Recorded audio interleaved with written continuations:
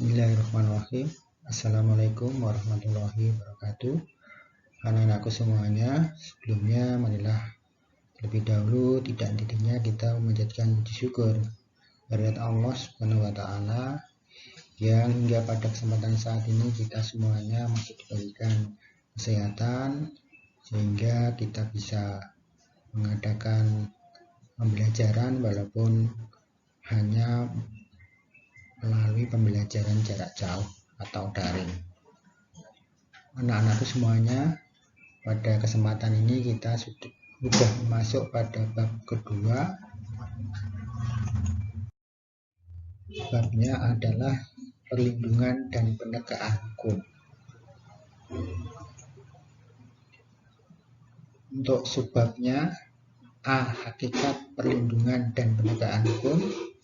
B.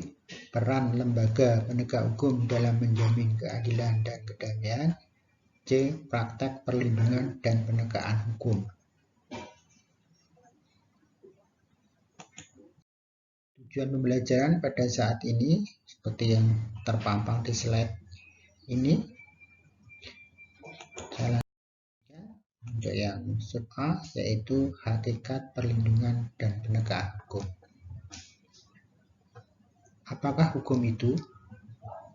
Mungkin ada yang masih ingat pengertian daripada hukum. Hukum ini salah satu daripada norma-norma yang ada di dalam masyarakat. Yang masih ingat norma yang lain? Ada norma kesopanan, ada kesusilaan, norma agama. Hukum salah satu norma. Apa bedanya hukum dengan norma yang lain? Kita ketahui bahwa hukum di sini merupakan satu norma aturan yang dibuat oleh negara, pemerintah atau lembaga hukum, ya, dapat dipaksakan dan mempunyai sanksi yang tegas. Ini yang membedakan hukum dengan norma-norma yang lain. Konsep perlindungan dan penegakan hukum, Anda bayangkan misalkan dalam kehidupan bernegara atau dalam kehidupan bermasyarakat itu tidak ada aturan. Kira-kira apa yang terjadi? Mungkin akan kembali kepada masa lalu, masa zaman purba. Siapa yang kuat dia yang menang. Yang besar-besar itu akan menang. Yang kecil-kecil jadi kalah, merasa tidak nyaman karena tidak ada hukum. Bisa juga misalkan seseorang merasa tenang karena ada kepastian hukum. Seseorang merasa tenang mempunyai hak milik sebidang tanah di satu lokasi. Kenapa dia tenang? Karena dia sudah pegang sertifikat tanah. Ya, sertifikat tanah ini menunjukkan kepastian hukum bahwa tanah di lokasi tersebut adalah miliknya. Jadi kuat, tidak ada orang lain yang mempermasalahkan atau memperebutkan apabila tidak mempunyai bukti. Ya. Si pemilik tadi merasa tenang, walaupun mungkin sebelahnya kena proyek dijual, ya. Nah, sedangkan si pemilik tanah tadi tidak berniat untuk dijual, ya, dia pegang tanah itu, ya, hak sertifikat, hak milik atas sertifikat tanah, dia jadi tenang. Itu hukum berfungsi melindungi hak milik. Di pedoman hukum di sini dapat dikandung maksud, ada unsur-unsur yang ada di dalamnya, antara lain ada perlindungan pemerintah pada warga, ada kepastian hukum berkaitan dengan hak warga negara, adanya sanksi hukum bagi yang melanggar. Ya. Dalam kehidupan sehari-hari, ya, dicontohkan misalkan adanya contoh perlindungan hukum Antara lain ini perlindungan terhadap konsumen. Undang-Undang Nomor 8 Tahun 99. Menurut undang-undang ini bahwa konsumen itu mendapat perlindungan hukum, tidak boleh dirugikan karena dia sudah mengeluarkan uang untuk membeli barang. Jadi konsumen dapat perlindungan. Misalkan kalau konsumen mendapatkan barang yang kadaluarsa, nah berarti penjualnya itu kena sanksi hukum, bisa dikenai hukuman, bisa didenda, ya, karena akan mengakibatkan ruginya bagi konsumen. Undang-Undang Nomor 28 Tahun 2004 tentang hak cipta, ya, ini juga mendapatkan perlindungan.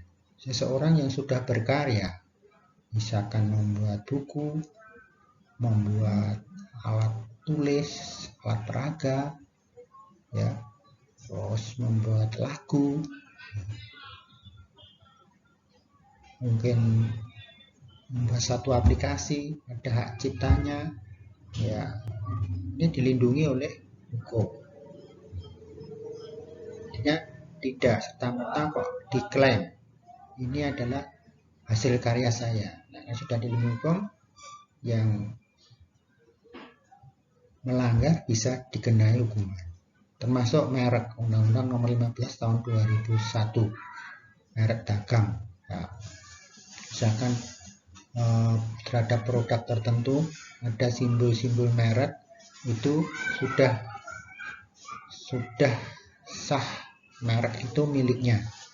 Ya, misalkan kalau sepatu itu Nike itu simbolnya centang gitu. Ya, kalau otomotif Toyota itu lingkaran seperti itu. Ya, ini sudah ada pelindungan hukumnya. Jadi kalau yang lain tidak boleh melanggar, meniru apalagi, ya, bisa dikenakan hukuman, bisa dituntut, ya,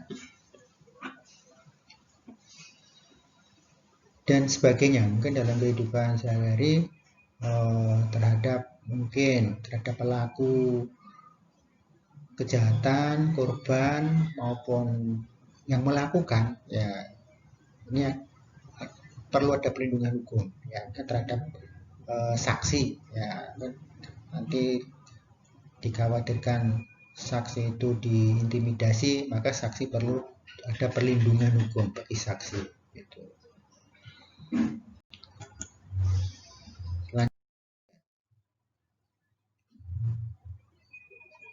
Menurut Suryono Sukanto, keberhasilan proses perlindungan dan penegakan hukum dipengaruhi oleh beberapa faktor. Yang pertama,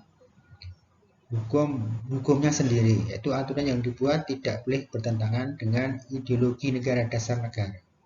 Apabila membuat aturan apapun itu, ya, aturan di tingkat bawah, di daerah sampai nasional, tidak boleh bertentangan dengan ideologi negara.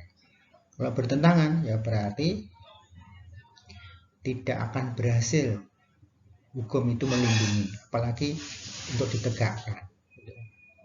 Kalau hukum itu malah menimbulkan ketidakadilan, ya berarti tidak perlu untuk diteruskan, ya. Berikutnya, masyarakat di lingkungan hukum itu diterapkan, ya. Hukum ini kadang-kadang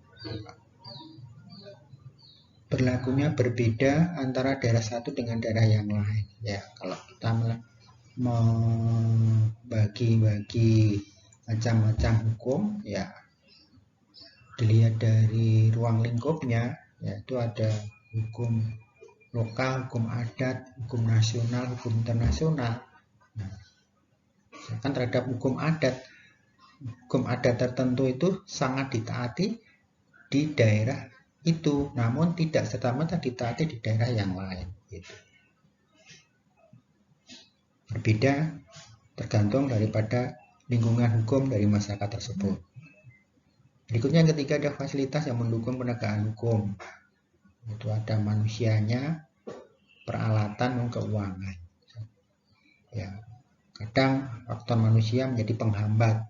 Kenapa kok ada pelanggaran hukum? Ya, karena penegakan atau manusianya yang ngawasi kurang, gitu bisa jadi. Ya, peralatan untuk menegakkan hukum. Kalau peralatannya memadai, ya misalkan aja untuk melakukan penangkapan orang, ya, terus untuk menahan orang, untuk memenjarakan orang yang melanggar hukum, ya. Nah ini kan tergantung dari sarana prasarananya. Mungkin juga keuangan negara.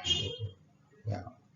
Kenapa kok terjadi penyimpangan hukum di lembaga pemasarakatan? Ya mungkin saja manusianya kurang kesejahteraannya sehingga mudah untuk disuap, sehingga napi itu misalkan bisa leluasa keluar untuk waktu-waktu tertentu gitu. Nah, yang keempat yaitu kebudayaan, nilai-nilai yang mendasari hukum itu berlaku. Ya. Kalau hukum itu berasal dari kebiasaan, budaya daripada masyarakat setempat, tentunya akan ditaati oleh masyarakat tersebut. Berbeda kalau hukum itu terasa asing bagi masyarakat akan menolaknya, ya, tidak bisa untuk mengikutinya. Ya, ini.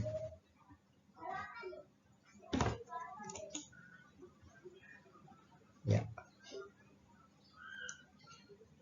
Itu ya, di pentingnya perlindungan hukum itu ada tegaknya supremasi hukum, tegaknya keadilan, mewujudkan kedamaian dalam masyarakat. Apabila hukum itu ditegakkan, akan terjadi supremasi hukum, panglima hukum. Hukum adalah kekuasaan tertinggi. Sebaliknya, apabila tidak ada perlindungan dan penegakan hukum, kondisi masyarakat menjadi kacau. Tata nilai sosial dan masyarakat terabaikan.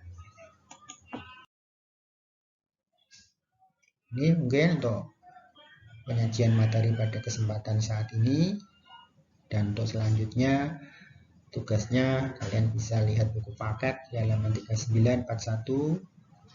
Di situ sudah ada soal, ya, jadi kalian jawab secara online di forum kelas di Google Classroom-nya masing-masing sesuai dengan ketentuan.